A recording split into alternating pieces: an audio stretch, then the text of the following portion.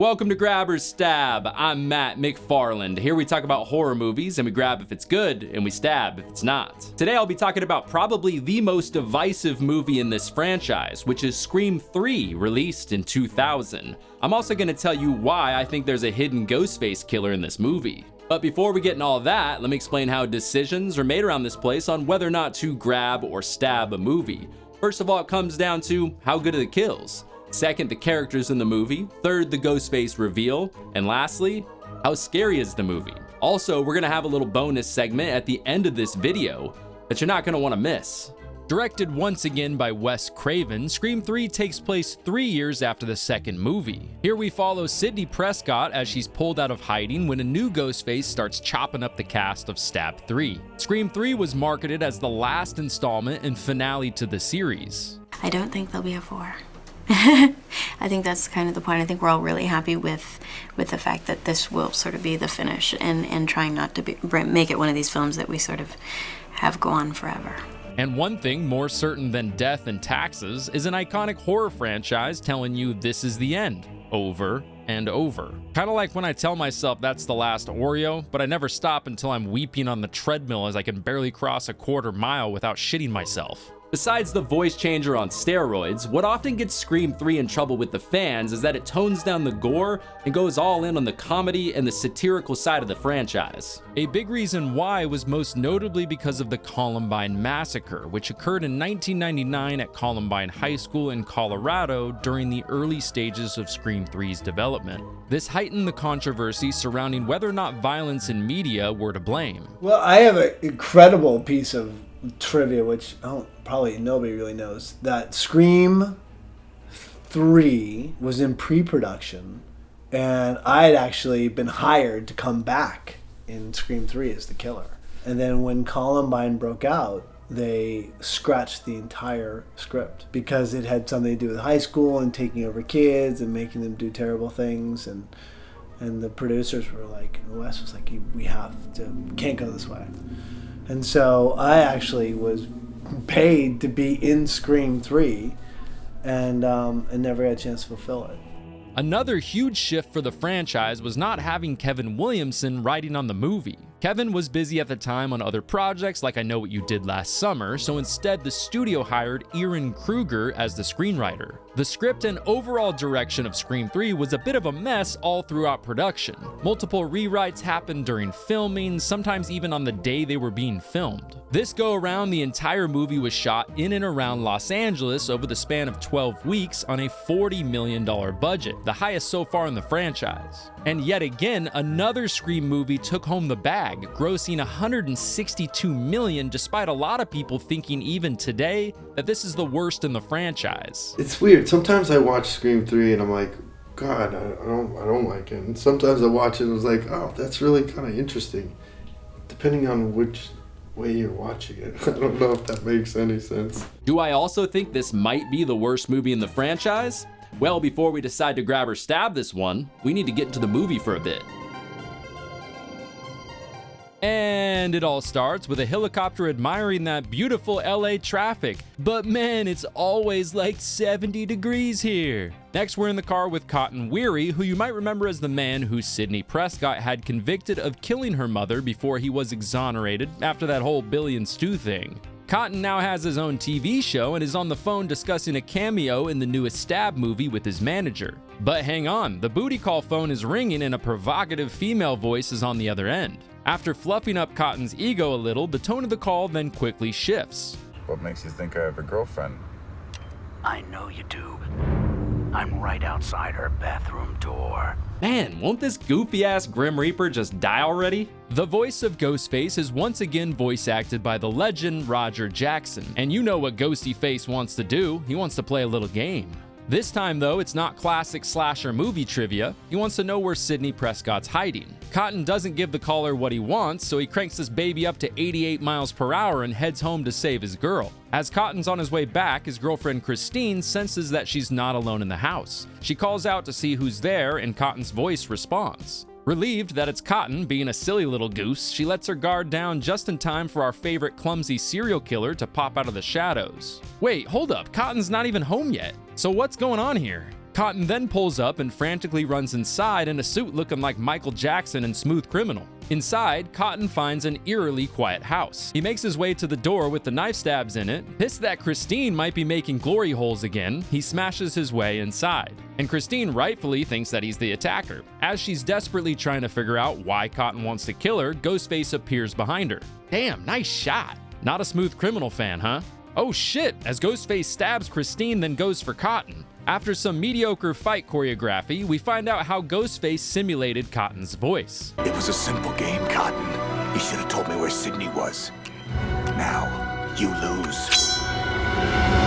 Yeah, a lot of people don't like this part of the movie because of how grounded in reality the previous movies were. This voice changer shit almost started to veer Scream 3 into science fiction territory. After the slashy movie title sequence, we find ourselves in the mountains treated yet again to the fantastic score by Marco Beltrami. We also get to say hello to Sidney Prescott, played again by Neve Campbell, our final girl from the first and the second movies. Here, Sid's walking a cute puppers named Cherokee and luckily locking that gate that no person on Earth could ever jump over. After the Woodsboro and Windsor College massacres, Sidney's kinda given up on living a normal life, at least for now, and is hiding away in the California mountains. Sidney's dealt with a lot in her life. No, she's been pretty messed up. So within this film, she's kind of gone into hiding, become more reclusive in her life because of all the circumstances that she's been through. Fun fact, because of another role Neve Campbell had at the time, which required long streaked hair, Neve Campbell's actually wearing a wig throughout this entire movie in order to play Sidney Prescott. By the way, Apple, can we bring back the candy-colored IMAX, please? If you're wondering what Sid does all day up here in the mountains, well, she answers phone calls for the California Women's Crisis Counseling Program under the persona Laura.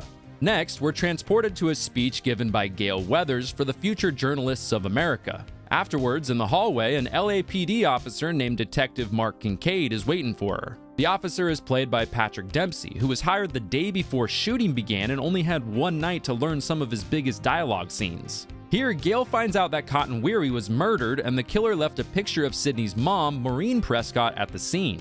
We then head over to the set of Stab 3, which Cotton just finished filming a cameo for. Man, these two guards have radios and high-waisted pants. Nobody's getting in this bitch. Here, some of the key members of the production are arguing about how the murder will impact filming of the movie. Again, visiting the topic of do horror movies influence serial killers. The two key characters to meet here are director Roman Bridger, played by Scott Foley, and Hollywood producer John Milton, played by Lance Henriksen, who you probably recognize as the android Bishop from Aliens. Let's meet the rest of this Stab cast. First up is Deon Richmond as Tyson, who isn't too happy about playing Randy in the movie. Matt Keeslar as Tom, playing Dewey's character. Jenny McCarthy playing a character in Stab named Candy. And Emily Mortimer as Angelina, who is supposed to be Stab's version of Sidney Prescott.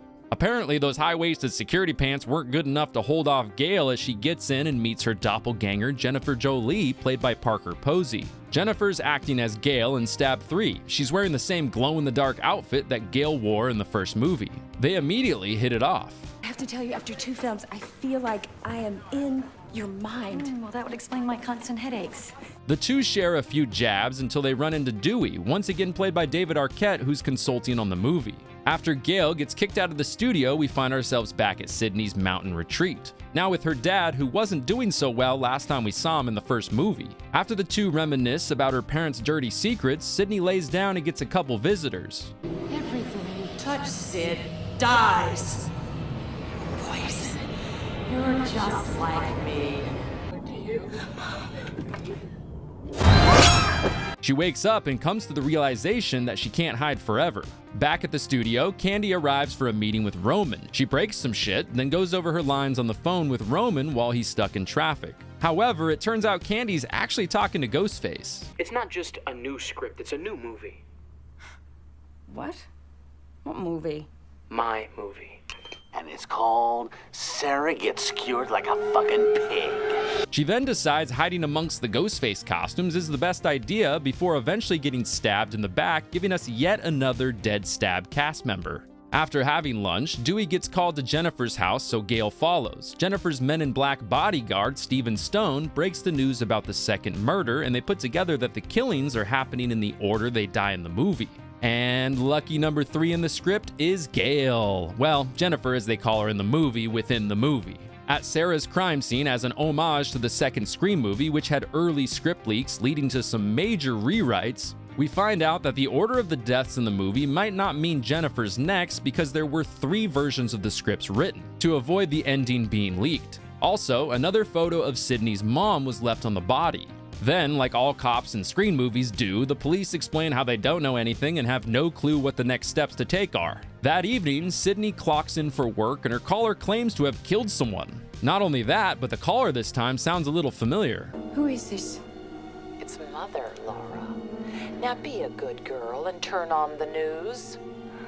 Do as Mother tells you. Sounding a lot like Pamela Voorhees too. And who the hell knows how this thing has her mom's voice? On the news, Sid learns that a second cast member was killed and production has been shut down. She also now knows that Ghostface has somehow found her, who apparently decided to call first before just coming to kill her. That's pretty nice of them. Also, honestly, if I'm Sidney freaking Prescott, I'm gonna have a hell of a lot more firepower than just a little magnum laying around. Back at Jennifer's house, her bodyguard Steven's lumbering around the premises while a few of the stabbed cast members are inside having a script confetti party. You know Gale's gonna be creeping around too. As Gale's peeping through the window, Steven finds her and brings her inside. Gale informs Dewey that 2 years before Maureen Prescott met Sidney's dad, she left Woodsboro and disappeared off the face of the earth. Dewey then connects the dots that the photo of Sid's mom is at the same location as Jennifer's photo, which tells us that Maureen Prescott during those 2 years was doing something in Hollywood. As bodyguard Steven snoops around Dewey's trailer, he finds himself with a knife in the back and putting some good use to Dewey's non-stick pans. Damn, this man's a tank. He's still not dead as he arrives at Jennifer's front door. Oh, whoops. What happens next is easily one of the most ridiculous sequences in the franchise. The dead bodyguard starts a panic and the group locks himself inside. The fax machine rings and it's from the killer who's sending script rewrites somehow. Also, the power's out, but the fax machine is still working? As the group is split on whether to stay inside or go outside, the script cuts off at who exactly the killer will grant mercy to. Tom hates cliffhangers, so he runs back inside to hear the ending of the story. And the killer will give mercy to... whoever smells the... That was really nice of the gas to let him use the lighter and then read the last line and then blow his ass up. The 3 then leap over the deck to avoid the explosion rolling down the hill behind Jennifer's house. Where the hell is Angelina though? Gale ends up down the hill and on the road where Ghostface is waiting for her. That's convenient. Before she gets stabbed, Dewey shoots at Ghostface, connects on at least 1 bullet before his clumsy ass falls again. In the process, Ghostface rolls under the car and gets away. While all this is going down, it turns out Angelina had disappeared, drawing the suspicion of the others. Also turns out that Ghostface left yet another picture of Sid's mom, this time with "I killed her" written on the back. Which is odd because Stu and Billy already admitted to the murder in the first movie. Back at the station, Dewey gives in to Kincaid and calls Sidney. No need for that though, Sidney's here to beat some of that Ghostface ass. Also, if you look closely, you'll notice throughout the movie that Sidney's wearing her ex-boyfriend Derek's fraternity necklace that he gave her in the second movie before he died. The group's now trying to figure out how Ghostface got Sidney's number. They realize the only person who could have gotten Sidney's number from Dewey's phone was Detective Kincaid when he borrowed it earlier in the movie. The 3 arrive at the studio to see where her mom's photos were taken. And they run into some girl named Martha Meeks, who's apparently Randy Meeks' sister, the fan favorite movie nerd from movies 1 and 2. Martha's here to show the group a video Randy made before he was killed in Scream 2. Told you I'd make a movie someday. Randy's video first explains how he broke the cardinal sin of never having sex in a horror movie, which was probably why he ended up dead. Creepy care? Shut up. She's a sweet person, okay? We were working late, we were putting away some videos in the porno section, and, you know, shit happens. Randy's real reason for recording this video, though, is to help with the crimes and remind the group of the key rules in horror movies. First, if it's a sequel, the same rules apply as before, but if you're dealing with some weird backstory shit, then you're in the midst of a trilogy. And to take down the killer this time, you might have to send his body to space or something. Good luck, Godspeed, and for some of you, I'll see you soon. The idea for this part of the movie mainly comes from all the hate mail that Wes Craven got for killing off Randy's character in the second movie. They even considered having Randy survive Scream 2, but ultimately decided that wasn't believable enough. This part, though, serves as a little twist, bringing back his character in a video recording, partially to appease those angry fans. Personally, I think every Scream after Scream 2 would have been better if Randy stayed alive. Jamie Kennedy also kind of agrees. On a deeper level, I sometimes think that Randy should have been involved in the killings because he was sexually frustrated. We broke the rules when Neve didn't get killed and she had sex. I mean, there are certain rules that we didn't abide by and people lived. And I think that, like, Randy, if the killers changed, they changed. But by the third one, he could have gotten dark and been like, this is fucked up. I don't know. But maybe you would resent him, but maybe it would be really cool. Jennifer now decides that she's never leaving Gale's hip because the killer clearly wants one of them dead, so they're better off together. The two head down to the archives of the studio to get information on Sid's mom. Wait, aren't you? I was up for Princess Leia. I was this close. So who gets it? The one who sleeps with George Lucas. It's Carrie Fisher making a cameo as a woman named Bianca. And after a little harmless bribery, Bianca here shows them the file on Sid's mom, who while in Hollywood had a stage name of Rena Reynolds. What's important here are the movies that she was in. The 3 movies turn out to be horror films directed by our pal John Milton. Ooh, things are getting juicy. By the way, I feel like Amazombies could be a real movie nowadays. Hear me out. A deadly virus found in an Amazon package spreads through the Amazon factory, then onto every Amazon truck in America, infecting every one of us except for the Amish, because they don't shop online. Yeah, you know you like it. While Sid's freshening up in a bathroom replica from the high school bathroom scene in Scream 1, she notices a familiar pair of boots in one of the stalls. Excuse me, ma'am, do you want to play Battleshits? Oh wait, it's Angelina with a Ghostface costume? Angelina claims because production's being shut down, she wanted to steal a couple souvenirs. Angelina leaves and maybe not so accidentally leaves her brush so Sidney will follow her. As Sid does, she finds herself in an eerily accurate Woodsboro replica set, reliving all the horrific memories from the first movie. And as she's up in her bedroom, someone's at the window, but it's not Greasy Billy this time. It's Ghostface. The two get into a scuffle before Sidney ultimately fights him off, and she's found by Dewey and the others. I don't believe it's been confirmed whether or not this was a vision or a real actual attack, because they were unable to find any trace of Ghostface being there. After finding out about the whole Rena Reynolds, John Milton thing, they confront John at his insanely nice office overlooking downtown LA. John eventually admits that he remembers Sidney's mom, but it clearly seems like there's more to the story. Gale's here, so you know he's not getting off that easy, and John finally gives in. He explains how in the 70s he was well known for his Hollywood parties. And usually the point of the parties was to introduce up-and-coming actors to men who could get them parts in movies. And you can guess how they go about getting these parts. In retrospect, all these years later, we've sadly come to find out that this was a reality in Hollywood for decades. Also, Harvey Weinstein, the co-founder of Dimension Films, who helped create the Scream franchise, was a real sexual predator. Harvey Weinstein went on to be convicted of rape and sexual abuse dating all the way back to the 70s and is now serving a 23-year prison sentence. So in some weird fucked up twist, was John Milton's character inspired by Harvey Weinstein? Or maybe John Milton's character's backstory was more so put in place as an indictment of the sexual abuse in Hollywood. Milton then goes on to say that things might have gotten out of hand and Rena eventually wouldn't play by the rules in Hollywood, which is probably why she left. Later that day, Gale, Jennifer, and Dewey are driving back when Dewey gets a call from Sidney. Sidney says that she's on her way to Milton's house with Officer Kincaid, and from our perspective, we can obviously tell he's not actually talking to Sidney, but Ghostface's absurd voice changer.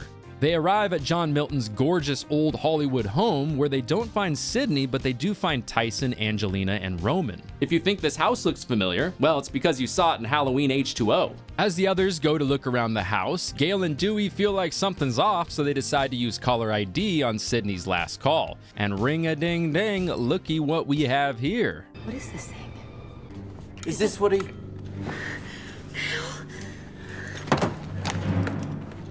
Dewey's got our voices. Because the group's now split up, Gale and Dewey try to alert everyone that things aren't safe. In the basement, Gale finds Roman inside of Milton's old movie prop coffin, stabbed and without a pulse. I repeat, without a pulse. And for some damn reason, Jennifer's right next to his body hiding. Upstairs, Angelina feels inclined to tell us that she had sex with Milton for her part right before she runs off alone for some damn reason, then gets ambiguously killed, though we never see the body ever again. Ghostface then takes on the entire group by himself, followed by gymnastics lessons with Tyson before eventually tossing his ass off the balcony. The house is now pure chaos. Dewey hears Jennifer behind the perv glass and decides to blast it to get her free. You're aiming a little low there, doofus. But doesn't matter because Jennifer's already gutted by Ghostface. Dewey and Gale brilliantly decide to split up, leading to Gale falling down the basement stairs with Ghosty Face. And similar to the car crash in Scream 2, we've got an unconscious killer that nobody wants to do shit about. Gale then calls Dewey to come and help, but when he arrives, Ghostface has arisen by then and apparently knows some ninja stuff, flinging his knife, hitting Dewey with the butt end, knocking him down the stairs and out cold. Luckily, cops in a Scream movie are always on top of things, so they're having a pizza party at the station while this is going down. Without much of an appetite though, Sidney's hiding away in Kincaid's office. She then answers her cell phone. Hello, Ghostface. Ghostface tells her she has to get to Milton's house without alerting the police. If she does alert the police, Gale and Dewey will get the knife. We also overhear folks in the police station say that Officer Kincaid's not in the station. Sid finds Kincaid's gun and leaves. She arrives at Milton's house, finds Tyson taking a wet pavement nap, and gets another call from Ghostface. Ghostface labels this as the final act.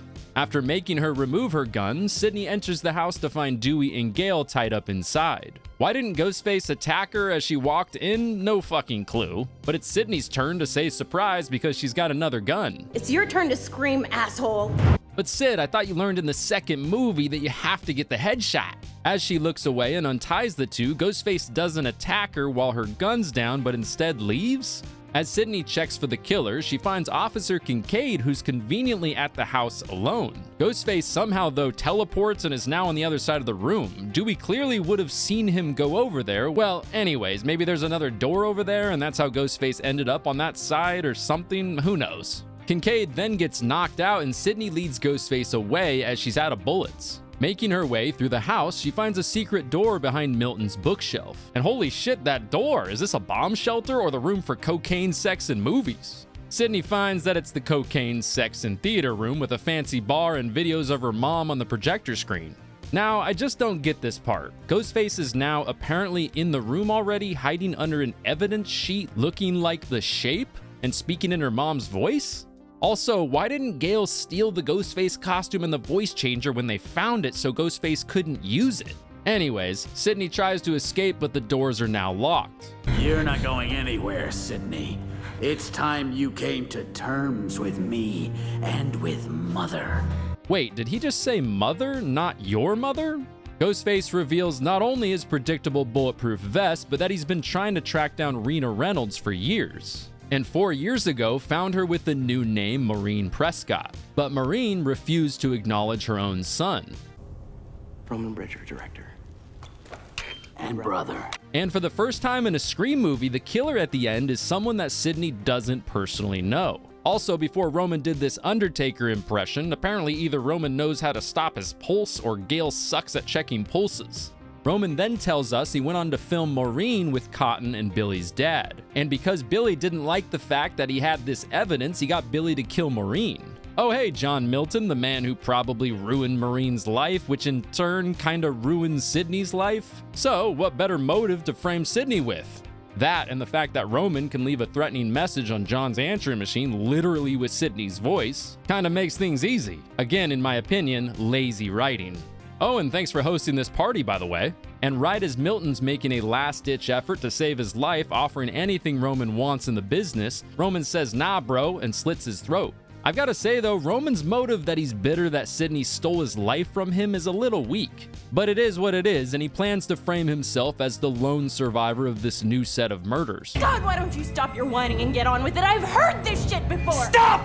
We agree, Sid. And Roman snaps. The two then fight like siblings would. After sharing some damn good blows and almost choking Sidney out, Kincaid makes his way in just in time to be put right back to sleep. Did I mention yet how helpful the cops are in every Scream movie? Roman then takes Kincaid's gun and shoots Sidney twice, but as Roman looks away, Sid disappears. The two play hide and seek until Sidney pops out from behind the bar, stabbing Roman with an ice pick. When filming this scene, Neve Campbell accidentally missed actor Scott Foley's protective pad, so when Roman screams, he's actually really in pain. Which is exactly what happened in the original Scream when Sidney lunges out of the closet to stab Billy with the umbrella. Damn, Sidney! Sid then shows Roman that she too can do the bulletproof vesty thing. But what if he shot you in the face? Then Sidney stabs Roman in the heart. Well, maybe a little to the right of it. Roman? It was Roman? The two hold hands as Roman takes his last breath. Unlike the first and the second movies, Wes Craven wanted you to feel like Sidney might lose at the end of this one. And come on guys, you've seen Scream before, you know what's coming. As Roman pops up, eating repeated shots in the chest from Dewey before Sid tells Dewey you gotta aim for the head. And finally aim for the head he does. Thanks. No problem. Here is actor Scott Foley's thoughts on the ending. I don't know if it made sense, looking back on it. It seems fitting. It's the third installment of a horror franchise. Do I think that the brother was man, maybe they could have done something better. Would Kevin have done it? I don't know. Then the movie officially ends back at Sidney's mountain retreat where Dewey proposes to Gale while she's looking like Jenny from Forrest Gump. Probably not great when your proposal starts with, I know it'll never work, and you know it'll never work, but whatever. David Arquette and Courteney Cox were actually married while filming this movie. The two met during the first Scream and got married a month before shooting Scream 3. And man, Sidney's so free now, she doesn't even have to lock her 4-foot fence anymore. And even further symbolizing her newfound peace of mind, the new Sid even enjoys a cool mountain breeze through her open door. Usually in trilogies, all bets are off and anything can happen. Am I gonna grab or stab Scream 3? Let's find out. First off are the kills, and like I mentioned, Scream 3 is the least gory Scream up to this point in the franchise. There were actually 10 total deaths in this movie, but none of them all that great. All the kills were pretty toned down. If I had to choose a favorite though, it would have to be Tom's death, because he wasn't stabbed in a normal way, and it was so ridiculous that it ended up just being funny. But overall, the kills in this movie, pretty average. Second are the characters in Scream 3. Now, I don't think the characters necessarily in this movie are bad, but this is my least favorite cast up to this point in the franchise. But that's not really the actors' fault, I'd say. It was more so just the way the characters were written to be so satirical and goofy, which is such a weird tone for the Scream franchise overall. Usually the characters are a little bit more witty and things like that. But I would say this is my least favorite cast up to this point in the franchise. Third, here are my thoughts on the Ghostface reveal. Now, the first time I watched Scream 3, about 3/4 of the way throughout the movie, I thought it was pretty obvious who the killer was, but I actually ended up being wrong. Of course, though, it wasn't gonna be Milton's old ass after doing all that coke in the 80s. I can understand Roman's vendetta against his mother for shunning him, but claiming that Sidney stole his life from him? I think that's a little bit weak. Since much of the original draft for the movie did include a second Ghostface killer, a lot of the scenes that we do see in the final cut of the movie are shot with the intention of revealing a second Ghostface at the end of the movie. But I have to knock the movie for this, because it wasn't necessarily a creative idea, it was more so just a flaw with the movie's production, just because it was such a mess. I personally think Roman didn't kill everyone. I think Angelina did help with a lot of the killings. When Angelina dies, I do think it's a real possibility that she was betrayed by her accomplice Roman when she wanders off to change into her Ghostface costume. Some people think that she faked her death to clear her name, but I don't buy into that theory though. I think it's pretty far-fetched to imagine an actor murdering people and then changing their identity, or moving to another country just to disappear. But if you do want to get your tinfoil hats on, in the ultimate DVD collection of Scream 3 in the booklet where it lists all of the deaths in the movie, it does leave Angelina out. Also, don't try to undercut Billy and Stu's Ghostface reveal with this Roman bullshit. Billy and Stu's Ghostface reveal is the best in the entire franchise. Don't try to give me this shit about how Roman directed the entire thing, come on. And lastly, how scary is Scream 3? Now, the opener to Scream 3 did have tense moments at times, but we know that Scream 3 was written to be more of a satirical movie than it was a scary movie. Also, the voice changer in Scream 3 kind of veered the movie into science fiction, which is very different than the normal tone to Scream when it's more about that killer next door than it is about supernatural things. But overall, this is the least scary Scream up to this point in the franchise. With all that said, I'm gonna have to go with a stab on Scream 3. I know it's kind of cliche to dislike Scream 3. I don't hate this movie. It does lead into that self-awareness that makes it feel like Scream. It does have some entertaining moments at times, but it's just such a step down from the first and the second movie. I do though want to mention some things that I do like about the movie. I don't mind the Hollywood setting. Also, the lack of gore doesn't really bother me. I don't really watch Scream movies for the gore. I know the ridiculous voice changer thing might seem like a small detail, but it's such a cheap, lazy way to make Ghostface able to manipulate anyone at any time and just make them go wherever he wants, whenever he wants. I do want to mention one more thing though. I do think the overall backstory in Scream 3 is decent, but this entire thing about Roman working his entire life just to get a director gig, and then he gets so lucky that the one directing gig he does get happens to be the story about his mother's death just to get back at his sister. Seems like there's a lot easier ways to go and kill your sister. Do I hate Scream 3? No, absolutely not. I do think it's entertaining at times, but I think a stab is the right move here. But again, just because I stab a movie or I dislike a movie by no means that you shouldn't go and watch that movie for yourself. You might really enjoy a movie that I maybe kind of dislike. So definitely go and watch Scream 3. You might really enjoy it. And yes, officially, Scream 3 only had one killer revealed at the end, but I don't think Roman killed everyone in the movie, so as a little bonus for you guys, I'm gonna speedrun my perspective of who I think killed who in Scream 3.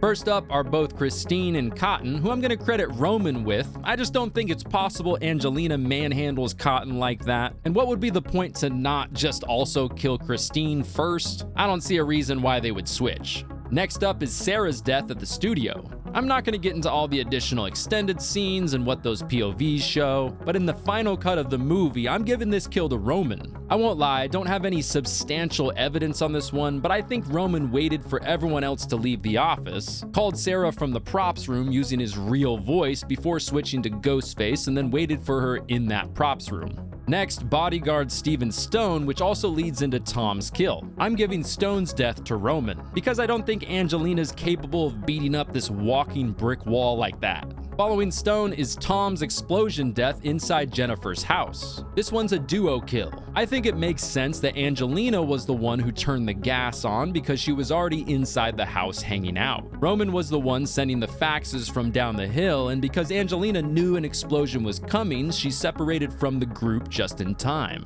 Then after Ghostface disappears, Angelina reappears from a different direction, dodging Dewey's question about where she was. And because of all that shady shit, Angelina gets killed next, which I'm giving to Roman. And from here on out, because Angelina's dead, the rest are obvious. And that wraps up my little bonus version of who killed who in Scream 3. And there you go, that wraps up the little adventure we like to call Scream 3. Next week, we jump ahead all the way to 2011 and take a look at Scream 4, where we go back to Woodsboro on the 15th anniversary of the Woodsboro Massacre. In the meantime, though, I'm Matt McFarland, and you just finished watching Grab or Stab. Thank you everybody for watching another video. If you enjoy horror content like this, or just horror content in general, make sure you subscribe to the channel and turn on those notifications as well. All of my social media links will be down below in the description if you want to go and follow me over there. Be on the lookout for new videos which come out every single Friday. But in the meantime, everybody, take care of yourselves, and I'll see you in the next one.